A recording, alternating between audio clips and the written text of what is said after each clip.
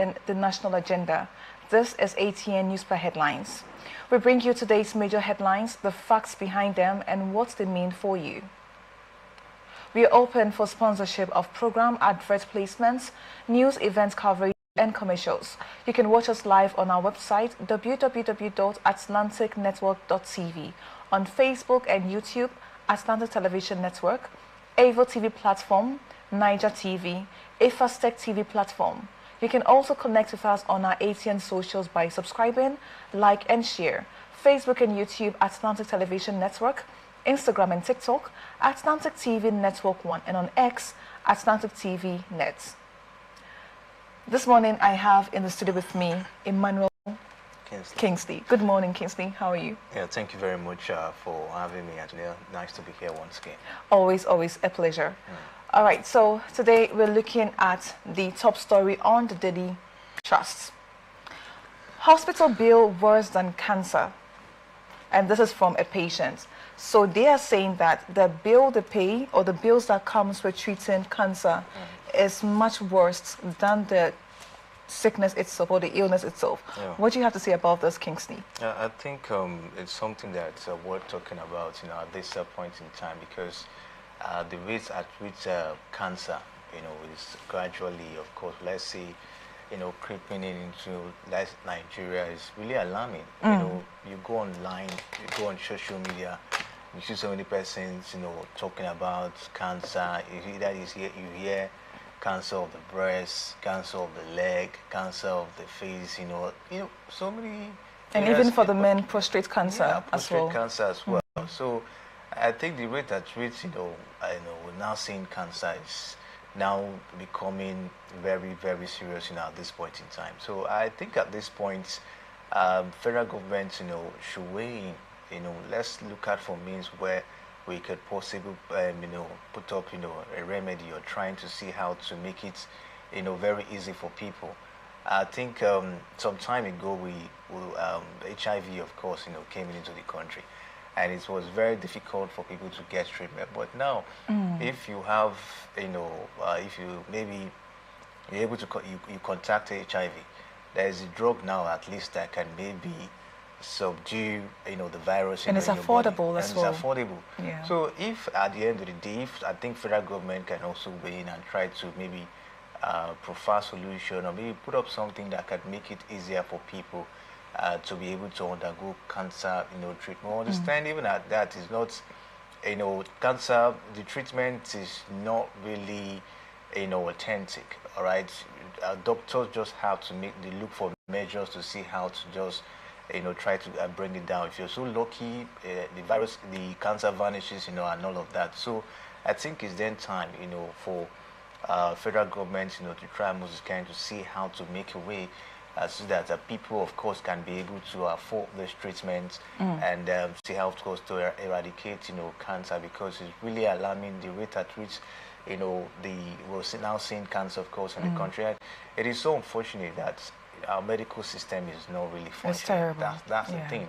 I think you take a look at it for some time now, doctors have been on strike. And at the end of the day, when things like this are happening, you ask yourself, how will people survive a deadly, let's say, disease, like cancer, at the end of the day? So the federal government really have to wake up, especially try to put our medical system in proper shape. Else, we will continue to see things like this happening. Currently, from the data I saw, about 100,000 persons suffering from cancer, and so far so good.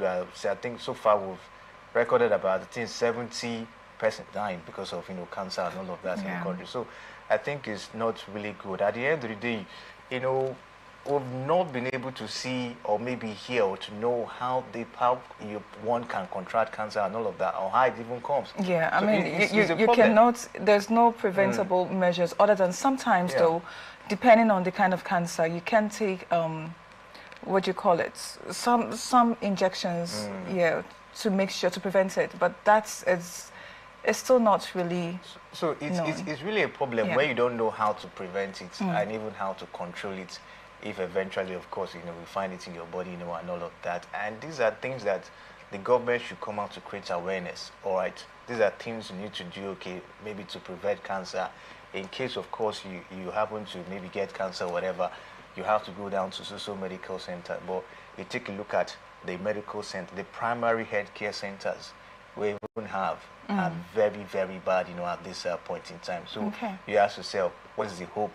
How do people try to get themselves, out of all of this? So it's really disheartening that, like a country like this were having such, a disease, at this point in time, and we do not really have means, probably solutions to see how to tackle it, at this point. Okay, now let's move on to another story still on daily trust. I think this one is of particular concern. 9,016 candidates engaged in malpractice. 9,016 candidates engaged in malpractice in NECO. Why? We understand a systematic corruption in our leadership system, right? In our political system. But now it seems that the new generation that's cropping up is slowly but surely towing that path as well when it comes to malpractices. Now, 9,016 students, candidates involved in exams malpractice. What do you have to say about this, Kingsley? For me, I think if you take a look at, the generation we have now, they're not really studious, all right? Most of them rely much, on their phone. Technology has even come to make things very much, easier at this point in time. You can simply go to Google or ChatGPT or do whatever you want to do. So you can see that, the level of exam malpractice is on the increase. All right, people can easily get into the exam hall with their phones, and use ChatGPT and write the exam and go home. I mean, wouldn't you say the reason why it keeps happening is because it's been tolerated, it's been allowed to? We have invigilators put in place to ensure that these students do not go into the exams hall with their phones or papers or what's not. But for them to have been able to go in there with it and comfortably get involved in malpractice, that means that we have something wrong with authority in this instance. The system is corrupt. All right, the system is corrupt, right from those who are trying to even stop them or maybe control them. They are the ones that even sometimes instigate it. Okay, because of money, and all of that, and you see some of the students that because of the thought that, okay, let's say they have money, or their parents probably have have influence and all of that. They, of course, find their way through. At the end of the day, so you see that it is something that will be difficult to curtail or difficult to stop. Why? Because of the money factor.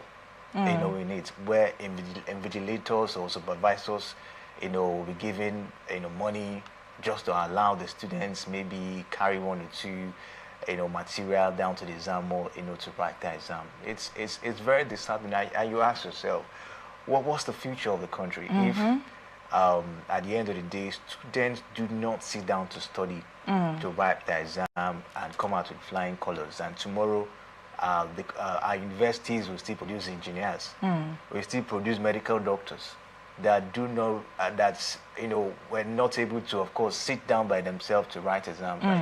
What's the future? What's the future? If we talk, okay, we just talked about the medical system now, all right? If these students do not sit down to read, and at the end of the day, maybe they graduate as a medical doctor, you ask yourself, how is it going to use AI to treat their patients. Sorry, to use AI to treat their patients. So unfortunately, it's very disheartening, and I think the Ministry of Education should look into it. All right, it's not good that at the end of the day we'll keep on hearing issue of exam malpractice, and it's on the increase. All right, it's not that they're even doing anything to even curtail it or maybe control it. At the end of the day, so I think they should do something about it. All right, let's move on to the last story on the Punch newspaper.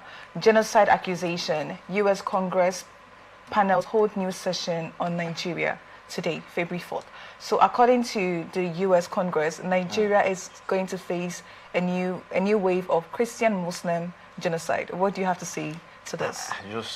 I just pray that we'll just try and find peace in all of this. I think the U.S. government are really particular about Nigeria this time around, especially. Yeah, they have such an interest in our affairs. Yes, if you take a look at what has really happened, in the past few months, you hear of, Christians in the north actually being, maltreated. Some are kidnapped, and all of that.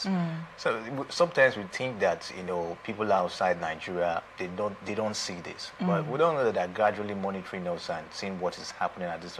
Now, the U.S. president has taken it upon himself, talking about Donald Trump, to see that he can be able to curtail the issue. And I think we heard that there was a bomb blast last time, of course, in the north, and now they are still trying to, of course, try to see how to put everything, of course, to normalcy at this point. And so we just hope that this, at the end of the day, bring clash between the Northerners, and Christians at this point in time, because the issue has been that the Northerners have always been the one, of course, trying to, disrupt the peace, of the Christians down there. So let's not be that it will be as a result of this, we'll see violence, everywhere. I think the issue of banditry and all of that somehow of recent has curtailed down a bit. So, but the U.S. are still having much interest. They really want to go down to the root of this. So let's just hope that this will not, actually come up with something that will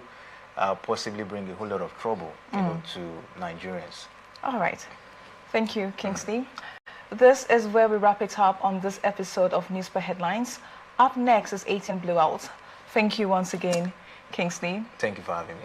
All right, let's do this again tomorrow. Definitely. We are open for sponsorship of the program, advert placement, news, events coverage, and commercials. Watch us live on our website, www.atlanticnetwork.tv, Facebook and YouTube, Atlantic TV Network, Ifastech TV, and you can connect with us on our ATN socials by subscribing, like, and share. Facebook and YouTube, Atlantic Television Network, Instagram and TikTok, Atlantic TV Network 1, and on X, Atlantic TV Nets. Remember, peace and unity are the pathways to progress. Thank you for watching. I am Antonia Arcebo.